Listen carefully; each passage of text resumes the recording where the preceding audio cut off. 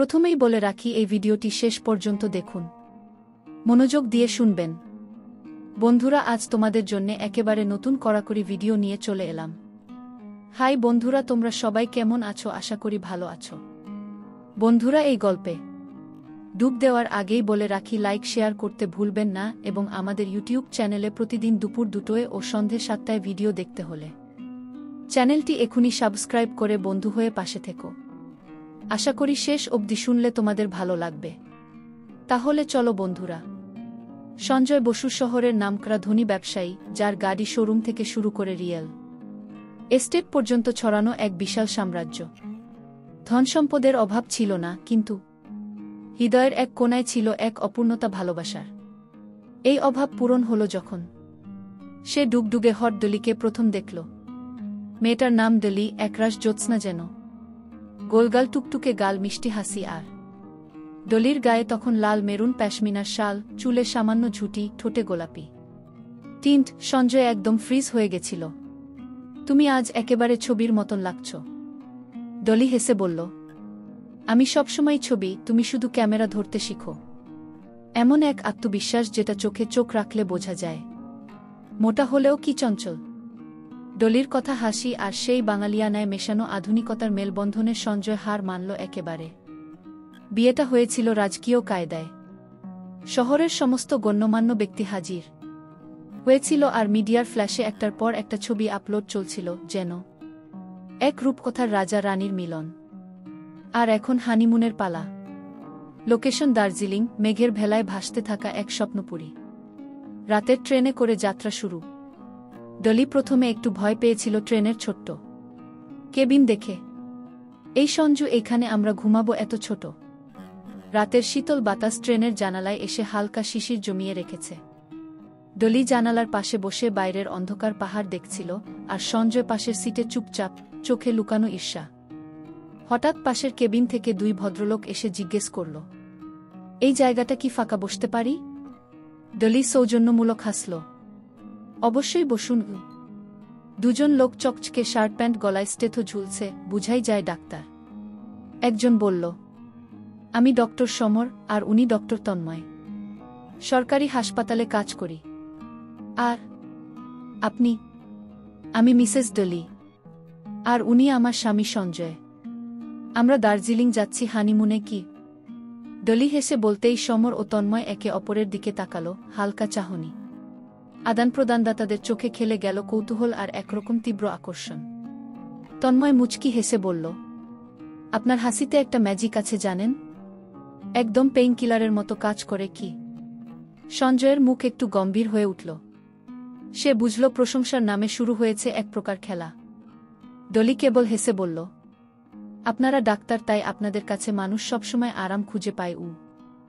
সমর এবার একধাপ এগিয়ে চোখে চোখ রেখে বলল, আর আপনি যেভাবে তাকাচ্ছেন, মনে হচ্ছে আপনি একজন ভালো থেরাপিস্ট হতে পারতেন। আপনার চাহনি কথা বলে। কি? সঞ্জয়ের মুখ ঠান্ডা, ভিতরে ভিতরে যেন আগুন জ্বলছে।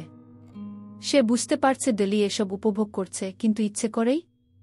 একটু পরেই সমর ডলির দিকে হেলে এসে বলল, যদি আপনি কিছু মনে না করেন, আপনি কি কখনো হিপনোসিস নিয়ে শুনেছেন? শুনেছি, কিন্তু কখনো দেখিনি। তন্ময় হেসে বলল, আপনি চাইলে আমরা এখনই ডেমো দিতে পারি। আপনার শরীর মন কতটা সংবেদনশীল বুঝে যাবেন।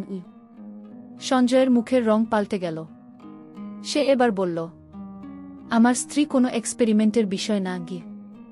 ডলি চোখ তুলে সঞ্জয়ের দিকে তাকালো, চোখে মিশ্র অনুভূতি। তখনই সমর ঠান্ডা গলায় বলল, কিন্তু কে বলেছে সে শুধুই আপনার স্ত্রী? সে নিজেই তো কিছু বলছে না। রাত গাও হয়েছে। ট্রেন পাহাড় কেটে ছুটে চলেছে। বগির আলো হালকা হলুদ, জানালার বাইরে সবুজ কালো আধারে ছুটছে গাছের ছায়া।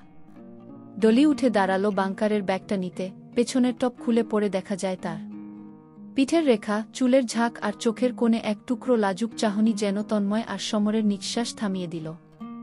তন্ময় সমরকে ফিসফিস করে বলল, বাহ, যেন কোনো সিনেমার সিন দেখছি। যেন এই মুহূর্তে ক্লিনিকের স্টেথো নয়, কবিতার কলম দরকার আমাদের হাতে। ডলি ওদিকে হালকা হেসে উকি দিল, চোখে দুষ্টু দীপ্তি। সঞ্জয় পাশ থেকে কেবল দেখতে লাগলো, কিছু না বলে। ডলি বাংকারের নিচে পা দিয়ে ব্যাগটা টানতে গেল। ঠিক তখনই পায়ের নিচে স্লিপ করে পড়ে গেল। এক মুহূর্তে শরীর হাওয়ায় ভেসে নিচে পড়ে যাচ্ছিল। আট করে উঠল ডলি। পড়ার আগেই সমরের হাত গিয়ে ঠেকল ডলির ঠিক বুকের উপর। নরম উষ্ণ থমকে যাওয়ার সময় যেন সেখানে আটকে গেল।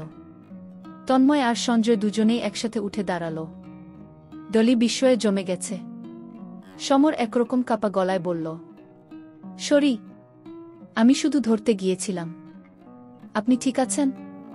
ডলি ধীরে ধীরে উঠে দাঁড়ায়, চুলটা সামলায়, তারপর হালকা একটা স্মিত হাসি দিয়ে বলে, হ্যাঁ, আপনি ধরেছেন ঠিক জায়গায়, কিন্তু ভুল সময়ে কি?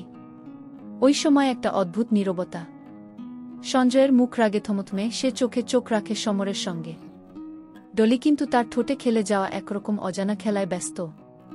তন্ময় তখন নিচু গলায় বলল, কখনো কখনো একটা শরীর পড়ে যায়, কিন্তু একটা গল্প তখনই উঠে দাঁড়ায়। ডলি পরে গিয়ে উঠে দাঁড়াল, কিন্তু মুখ কুঁচকে গেল, পায়ের বাঁ দিকটা চেপে ধরল হাতে।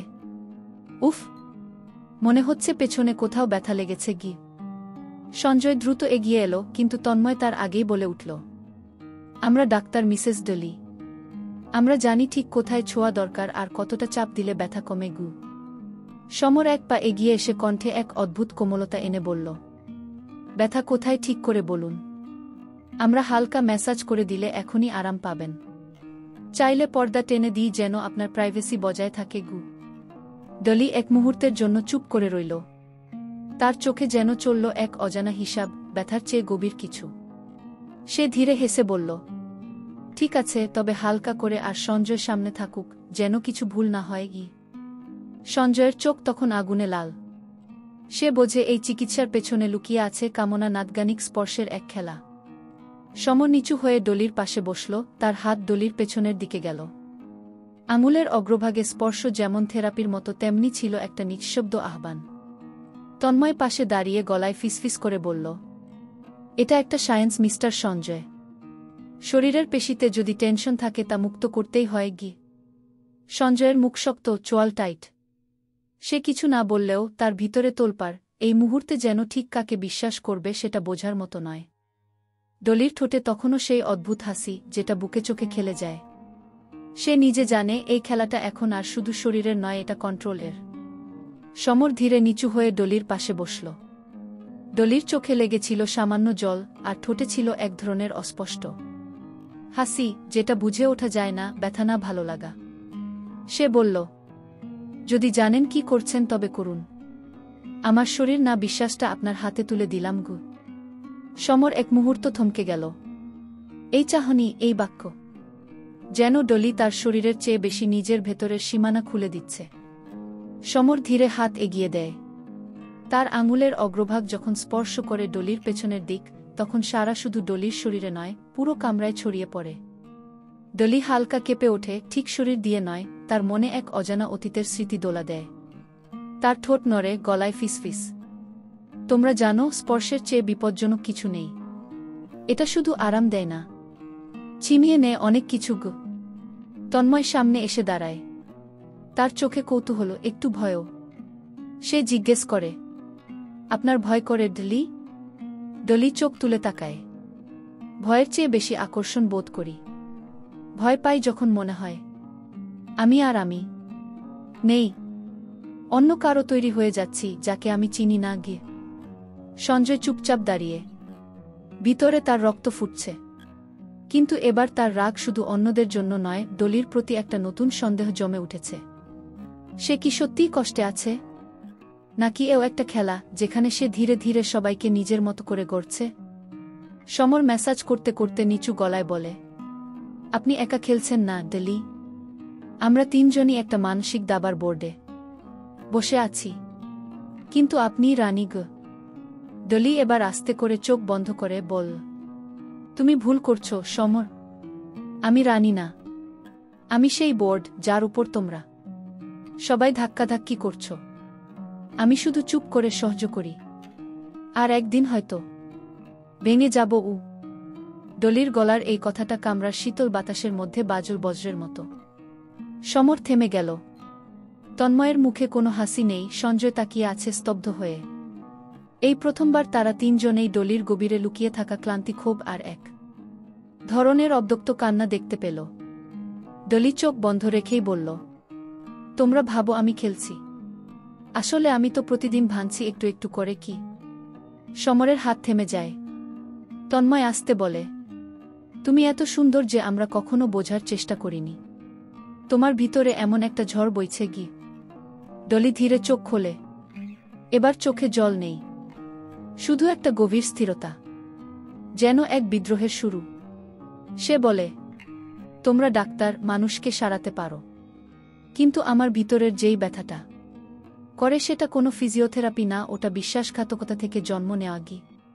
সঞ্জয় এবার বলল, আমি জানতাম না তুমি এতটা ভেঙেছ ডলি। ডলি তাকিয়ে থাকে সঞ্জয়ের দিকে, তারপর নিচু গলায় বলে, কারণ আমি জানি কেউ আমাকে বাঁচাতে আসবে না, আমাকেই নিজেকে রক্ষা করতে হয়। এবং এখন আমি ঠিক করেছি এই বোর্ডে কেউই খেলবে না যদি আমি না চাই। ট্রেন তখন টানেলের মধ্যে ঢুকে গেছে। হঠাৎ এক ধাক্কায় আলো নিভে যায়। আলো নিভতেই অন্ধকারে একটা মোবাইল ফোন বেজে ওঠে। ডলির ফোন। অজানা নাম্বার। ডলি ধীরে কল ধরে। হ্যালো। ওপাশ থেকে গলা আসে ঠান্ডা অথচ ভয়ানক পরিচয়ে। তুই পালাতে চাস ডলি? আমি জানতাম তুই একদিন ক্লান্ত হয়ে যাবি। আমি আসছি আবার একবার খেলতে। এইবার বোর্ডটা আমার আর তুই শুধু একটা চাল। ডলির চোখ এক মুহূর্তের জন্য বিস্ফারিত, ঠোঁট শুকিয়ে আসে। সমর নিচু হয়ে ডলির পাশে বসে। বাহিরে ট্রেন ছুটছে, কামরার আলো ম্লান, দুলুনি আছে। তখনই যেন সময়টা একটু ধীরে চলতে শুরু করে। ডলির শরীর হালকা কেঁপে ওঠে, কিন্তু সে শব্দ করে না। তার চোখ বুজে আসে, নিঃশ্বাস ভারী হয়ে ওঠে। তার মাথার মধ্যে যেন বেজে ওঠে দুইটা কণ্ঠ। একটা বলে, এটা ঠিক না, থেমে যাও। অন্যটা বলে, এইটুকু আরামও খেতে যদি ভয় পেতে হয় তাহলে বাঁচার মানে কি? সমর ফিসফিস করে বলে, আপনি চাইলে আমি এখনই থেমে যেতে পারি। ডলি চোখ না খুলেই উত্তর দেয়, তুমি যদি থেমে যাও আমি আবার কষ্ট পেতে শুরু করব। এই উত্তর শোনার পর সমর থেমে যায়, তবে হাতে নয়, চোখে। এই ছোঁয়া আর কাঁপন শুধু দেহের নয়, বরং এমন একটা জায়গা ছুঁয়ে যায় যেটা কারো চোখে দেখা যায় না। সেখানে নিঃশব্দ লজ্জা, একটু অপরাধবোধ, আর একটা জেদ, সব একসাথে কাঁপে। ট্রেন তখন এক স্টেশনে থামে, দরজা খুলে যায়। হাওয়ার ঝাপটায় ডলির চুল উড়ে যায়। আর পিছনে দাঁড়িয়ে থাকা সঞ্জয়ের চোখে তখন প্রশ্নের থেকেও বেশি ভয়। ডলির শরীরে যেন একটু একটু করে শিথিলতা ফিরছে। সমর আর তন্ময়ের স্পর্শে ম্যাসাজটা যতটা শারীরিক তার থেকেও বেশি ছিল এক ধরনের অনুভবের যন্ত্রণা মুক্তির প্রয়াস। তন্ময় কোমল গলায় বলল, বডি স্ট্রেস একটা সাইলেন্ট কিলার মিসেস ডলি। আপনি একটু শিথিল হতে দিন নিজেকে। গি। ডলি চোখ বুজে মাথা নাড়ল, মুখে একরাশ প্রশান্তি, দীর্ঘশ্বাসের মতো প্রশ্রয়। সমরের আঙুল থেমে যায় তার পিঠের নিচে, হালকা গলায় সে বলে, দেখলেন তো, এখন আপনি একটু সুস্থ অনুভব করছেন। গি। ডলি আস্তে করে বলল, হ্যাঁ, অনেকটা। যেন শরীর না, একটা বোঝা একটু নামছে। এই পুরো সময় সঞ্জয় চুপচাপ, কথা বলছে না, চোখও তুলে তাকাচ্ছে না। তার হাত মুঠো হয়ে আছে, চোয়াল শক্ত, ভেতরে জমে আছে এক ধরনের অপমান, একটা সন্দেহ আর নিজের অক্ষমতার যন্ত্রণা। তার মনে হচ্ছে স্ত্রীকে পাশে রেখেও সে যেন অনেক দূরে দাঁড়িয়ে আছে। তন্ময় এবার সঞ্জয়ের দিকে ফিরে বলল, আপনার স্ত্রী অনেক সৌভাগ্যবান মিস্টার সঞ্জয়, খুব সাহসী আর সরল মনগু। সঞ্জয় শুধু তাকিয়ে রইল, কোনো শব্দ করল না। কিন্তু তার চোখ বলছে, এই চুপচাপ মানুষটা ভেঙে যাচ্ছে ভিতরে ভিতরে। আর ডলি, সে যেন কিছু টের পেয়েও কিছু বলল না। বন্ধুরা, ভিডিওটি ভালো লাগলে লাইক, শেয়ার করে চ্যানেলটি সাবস্ক্রাইব করে পাশে থেকো। ডলি ট্রেনের ছোট আয়নাটায় নিজেকে একটু দেখে নেয়। তার চোখে জ্যোতি, ত্বকে ঘাম আর মনে একটা ঝড়। তখনই তার ফোনটা খোলাই ছিল, যেখানে একটি হাফ টাইপ করা মেসেজ এখনও স্ক্রিনে জ্বলছে। তন্ময় মজা করতে গিয়ে ফোনটা তুলে নেয়। তুমি লিখছিলে কিছু আমার জন্য না তো? ডলি হেসে বলে, হয়তো না। গি। তন্ময়ের চোখ পড়ে স্ক্রিনে। রাহুল, আজ রাতে ট্রেনটা যেখানে থামবে আমি প্রস্তুত, কিন্তু এইবার খেলা আমি চালাবো। গু। তন্ময়ের মুখ শুকিয়ে যায়। রাহুলকে? ডলি চুপ। তারপর তার ঠোঁটে সেই পুরনো ভয়ঙ্কর নির্ভর হাসিটা ফুটে ওঠে। এই মুহূর্তে সঞ্জয় হঠাৎ পাশে এসে দাঁড়ায়। তন্ময় ফোন নামিয়ে রাখে। সঞ্জয় নিচু গলায় জিজ্ঞেস করে, তুমি কি লুকাচ্ছ ডলি? ডলি তাকায় সঞ্জয়ের দিকে। তার কণ্ঠ মোলায়েম কিন্তু চরম ধারালো। তুমি যেদিন থেকে আমাকে ভালোবাসো না বরং দায়িত্ব ভাবতে শুরু করলে সেদিন থেকেই আমি লুকাতে শিখেছি গি। সঞ্জয়ের চোখে জল আসে না, কিন্তু তার কাঁধ হালকা নেমে যায়। আর ঠিক তখনই ট্রেন থামে। ঘন কুয়াশার মধ্যে একটা অচেনা ছোট স্টেশন। মাইকে ঘোষণা নেই, যাত্রীরা কেউ নামছে না। ডলির ফোন আবার বেজে ওঠে। অজানা নাম্বার। এইবার শুধু এক লাইন মেসেজ, চালটা আমার ছিল না ডলি, কিন্তু আমি এখন তোর।